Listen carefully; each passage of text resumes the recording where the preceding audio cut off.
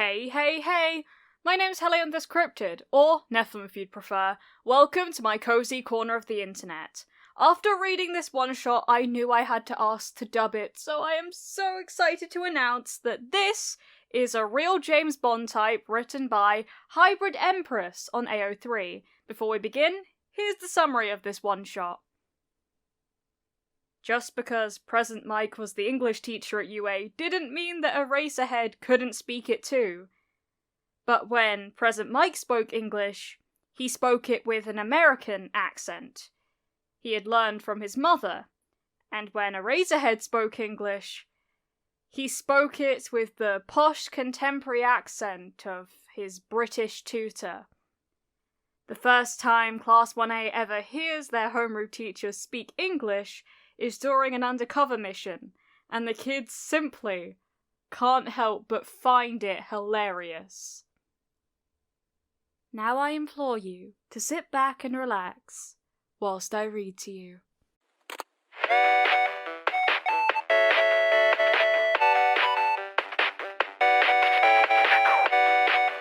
In this world, there were all kinds of heroes.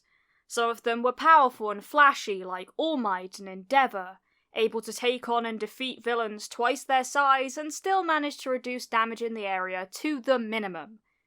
Some of them worked in teams like the Wild Wild Pussycats, assigning different members to different tasks based on their individual skill sets to make for an effective search and rescue team.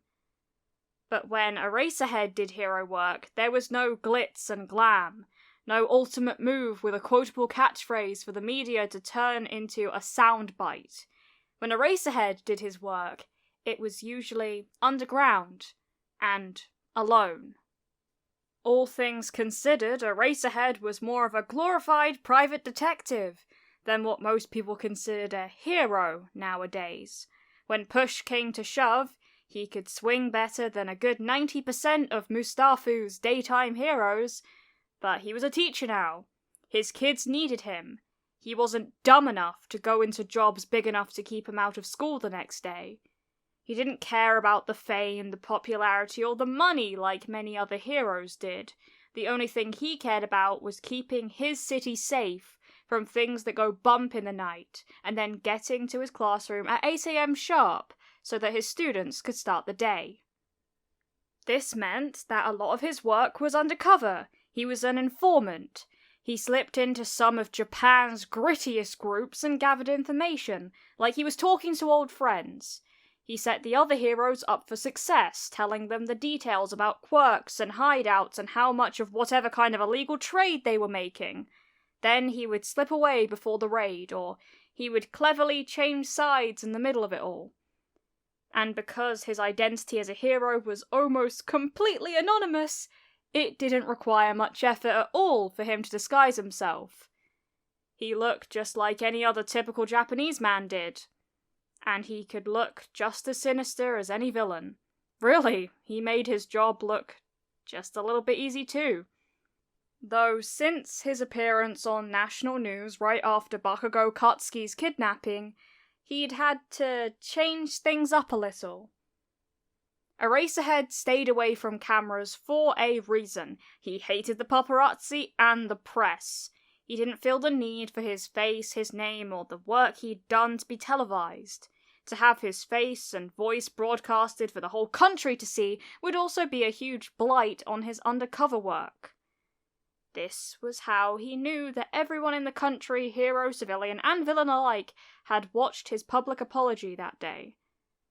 The country now knew exactly what he looked and sounded like, and while he would never regret the action that he had taken on behalf of the school, nor would he forgive himself for letting Bakugo go missing in the first place, it made his job considerably harder.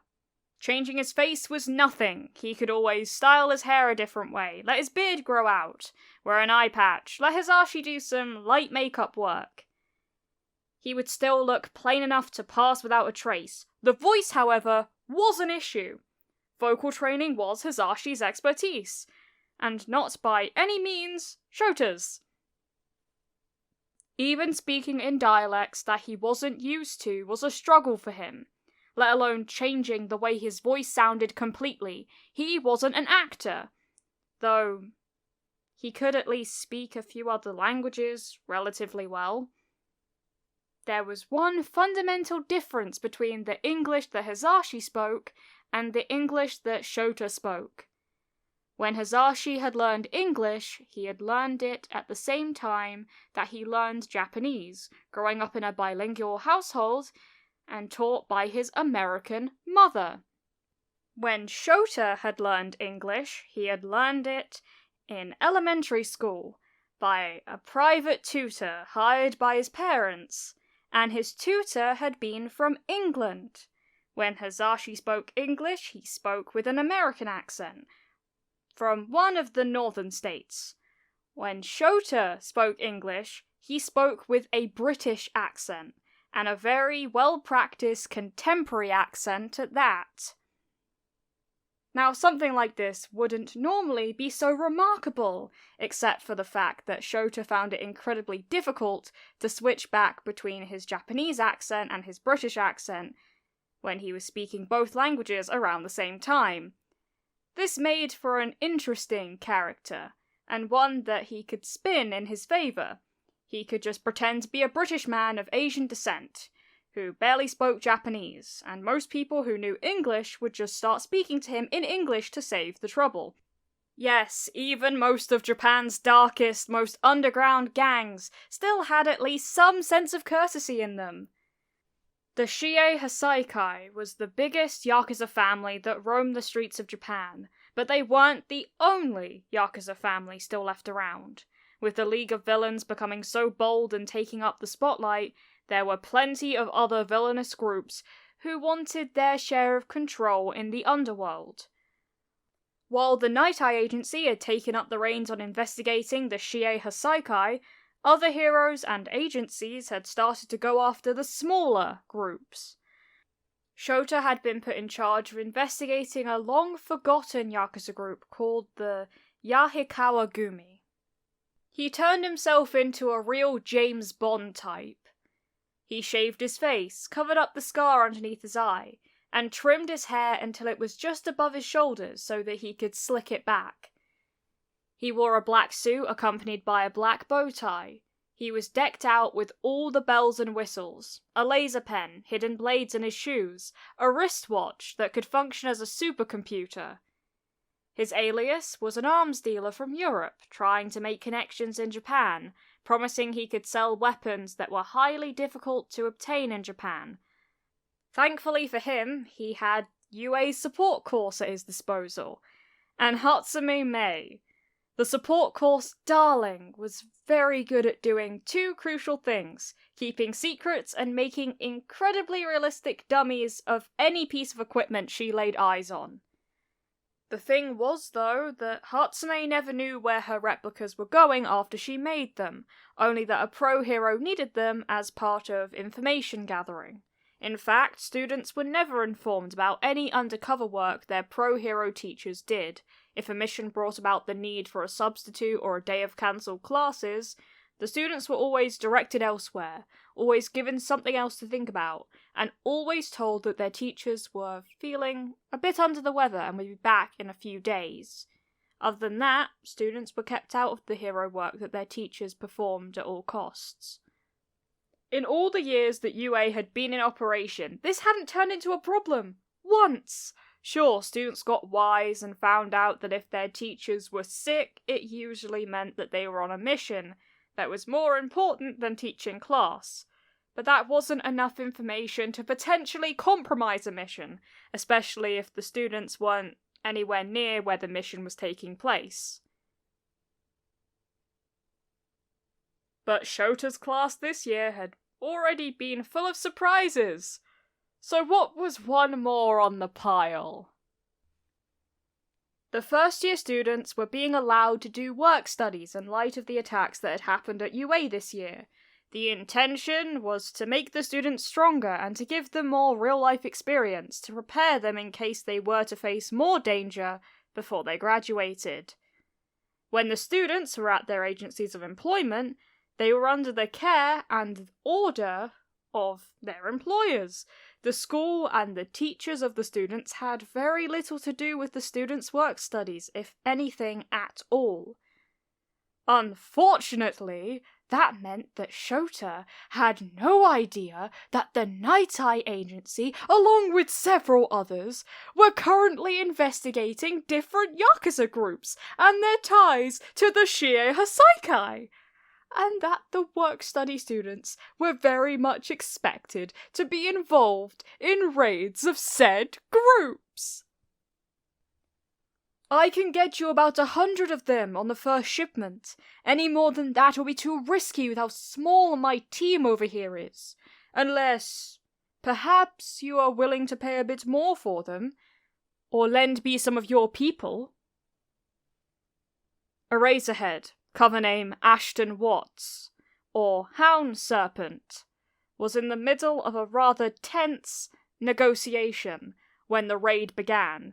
There were heroes closing in on all sides of the building, and several students had been sent to scout ahead in the vents or underground.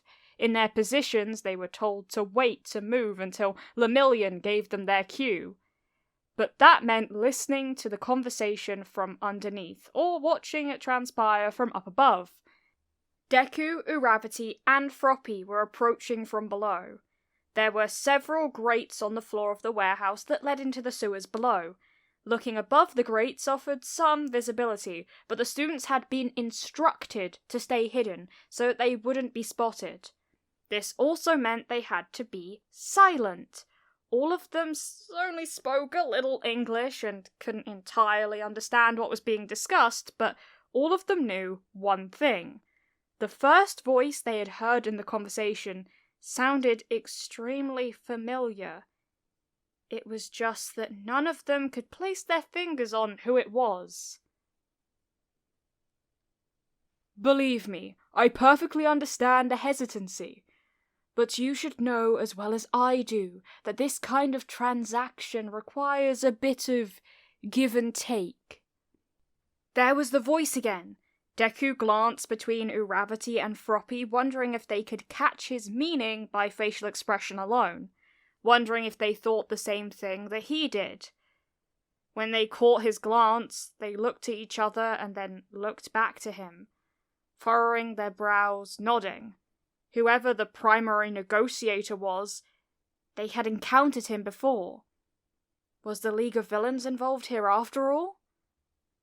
And from above, crawling through the air vents, with the intention of dropping down as soon as the signal was given, Red Riot and Tsukuyomi watched the interaction happen where no one could see them. They couldn't hear the conversation, but they could see everything. In his disguise, with his clean-shaven face and the scar under his eye now hidden, it was hard to recognize their teacher in the group of thugs. Still, there was something about the arms dealer that was familiar. The hair colour paired with the body language was just too similar. If only they could get a look at his eyes from where they were. Before there was any more time for speculation, Lemillion arrived. He phased through the wall, and within an instant, he had slid between the negotiator and the Yakuza members. Sorry to interrupt, fellers, but the only deal you're going to be making anytime soon is how many years you're going to be spending in prison. The students couldn't help cringing a little at Lemillion's quip, though they knew witty banter was practically a requirement of any of Sir Night-Eye's sidekicks. Still, it had worked in causing enough of a distraction that they could all get to work. That was the cue they had been waiting for. Red Riot hardened his skin, punched out the vent cover, and dropped down into the fray. Tsukuyomi, with the aid of Dark Shadow, followed suit. From below, Uravity used her quirk to lift up the sewer grate, and Deku and Froppy hopped to the surface. The student heroes began to circle around the Yakuza thugs, and their now highly suspicious comrade. What the fuck is this serpent? The leader of the group demanded, though it didn't look like he was the boss of this Yakuza family. Eraserhead had known that a raid was coming. It was just that he hadn't known exactly who would be part of it. He saw the all too familiar silhouettes of his students out of the corner of his eye, and knew it would be over if he showed any type of recognition towards them. With a split-second reaction, he pulled the dummy weapon he had been carrying out of the pocket on the inside of his jacket, and overachiever that Hatsume was, it was at least capable of functioning on a basic level. It resembled a handgun, the size of a compact pistol, but the real thing could fire off projectiles of light energy, lasers in essence. The dummy fired fakes, not really capable of doing much more than bruising, but they exploded on impact. It was convincing enough in a startling situation. The first blank Eraserhead missed on purpose. He shot behind him, vaguely aiming for Red Riot as he plummeted and missing just as the student hero hit the ground. It hit one of the support beams behind him and created a smoke screen, leaving a bit of black dust behind to further the illusion of a burn on the metal. The second bullet he shot only after briefly making eye contact with Lemillion, enough for Lemillion to recognize him, but too quick for the villains to see. When Eraserhead shot at Lemillion, he was able to let the blank phase through him. Damn it! Eraserhead hissed, keeping up the charade. Sent a bunch of brats after us, did they? Better turn around and go back the way you came before I decide to stop playing bloody nice. By now, all of the students were close enough to figure out exactly who this strange negotiator was. It was just that none of them could believe it. The bewilderment was enough to stun them all, leaving Lemillion, the only hero in the building who had a clue how to proceed from here. It was like watching an old action thriller movie where the bad guy was British for some reason, only their homeroom teacher was starring as the antagonist. Are you fucking blind? How did you miss those shots? The main Yakuza member scolded. Everyone get out of here, now. The students noticed that Eraserhead was giving them all the same look he gave them when he was field testing them. Act like I'm the villain. Be smart. Use everything I've taught you to take me down because I'm not going to go easy on you. Come on, heroes. Don't let any of them escape. Deku said, clenching his fists determinedly, reading the message loud and clear. The students divided up, each going after a different gang member. Red Riot took on the challenge of going after their teacher, Pardon, the negotiator, since his quirk would be the most useful for dodging bullets. He hardened his skin and launched himself at his target, though he didn't have to pretend to miss his punch. Eraserhead dodged him easily. The two went back and forth for several turns, neither of them going easy on the other. Eraserhead did continue firing his dummy weapon at Red Riot, though he had developed a sort of tell. He always jerked his head before pulling the trigger. It gave Red Riot a heads up to react, but was subtle enough that no one else would notice in the heat of battle. Eventually, through the back and forth, Red Riot managed to land a pretty solid kick in the gut. It was hard enough to send Eraserhead to the ground, half to follow through with the bit and half to make sure his teacher was okay. Red Riot quickly moved on top Eraserhead and begun wrestling with him to get the gun away. Here's the plan, Eraserhead said through gritted teeth, making eye contact with Red Riot and speaking in quiet Japanese. I'll explain why later. Let me shoot at you again, and when you feel the impact, drop your hardening in the smokescreen and pretend to be hurt. Let me get away. Red Riot knew better than to question his mentor, so he nodded, and let Eraserhead kick him off. I said, back the fuck off! Eraserhead shouted once again in English with a British accent. In a brilliantly staged performance, Eraserhead drew his gun and Red Riot formed an X in front of his face with his arms to block the projectile. On impact, it exploded. Red Riot dropped his hardening and pushed himself off the ground in an effort to make it seem like he'd been thrown, and gave an angry yell of pain to aid the story. Eraserhead smirked. See? Didn't I tell you I'd stop playing bloody nice? He shot another projectile at the ground and used the smoke as a cover to disappear. "Red Riot!" Uravati shouted, choosing to abandon her recently subdued target to make sure her teammate was okay. Froppy was in charge of keeping the captured Yakuza all tied up and was on her way to collect the one taken out by Uravati anyways. And whether Red Riot had actually been hurt or not, someone needed to rush to his aid, if only to help keep Eraserhead's cover intact. Thankfully, when Uravati came to rescue her teammate, he gave her a subtle thumbs up, as he was pretending to let her take care of him. The hero team wrapped the rest of the mission up relatively quickly. The adult heroes on the outside had been waiting to be called in for backup, or to catch any Yakuza members who had escaped from the kids. Mysteriously, Eraserhead had disappeared from all sight by the time Lemillion and his team had brought the other captured Yakuza members outside. It was a quick and mostly painless mission that the budding heroes handled with ease, even if all of them were still reeling from witnessing a side of their teacher that none of them had ever seen before. Gossip spread quickly from the students that had been involved in the raid to whoever had been left out. It wasn't unusual for Shota's class to be murmuring to each other and buzzing about before the start of class, but what was unusual was that they all seemed to clam up the moment Shota entered the room. He was sure that they were processing the interaction from the night before, and that perhaps they had questions that needed answering, or maybe they were shaken up about seeing him. And that was the truth, only it wasn't for the reason Shota was expecting. Before we begin today, I would like to go over with all of you the raid that transpired with the help of the work-study students last night. You all did very well, especially for this being the first mission of this type that any of you had been on. However, there are always things to be learned from experiences like this. So we will spend a good portion of this period analyzing what happened last night. To begin with, Sensei! Shota looked out of the corner of his eye to see that Kaminari was raising his hand. Yes, Kaminari. Shota responded with a twitch of the eyebrow. Can you say something for us in English? Shota dragged a hand down his face.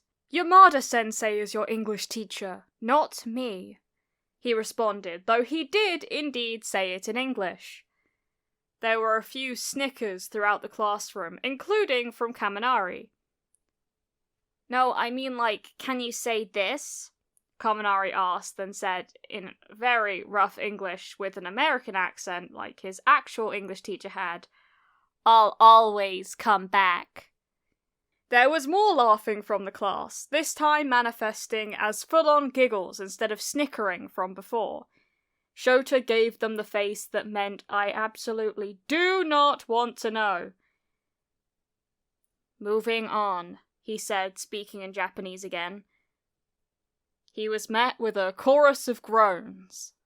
Thank you so much for watching this video. I appreciate all the support you've given me. This week has been one that needed some comedy in it, so I am very happy I decided to dub this one-shot. If you have any suggestions, leave them in the comments below. All credits go to the original creator of this fanfiction, Hybrid Empress on AO3. I would highly appreciate it if you gave this video a like, and you subscribe to the channel, and you hit the notification bell to be notified of when I next upload. There is no pressure to do so, though. Thank you for visiting my cozy corner of the internet. Keep growing, my sunflowers. Mwah!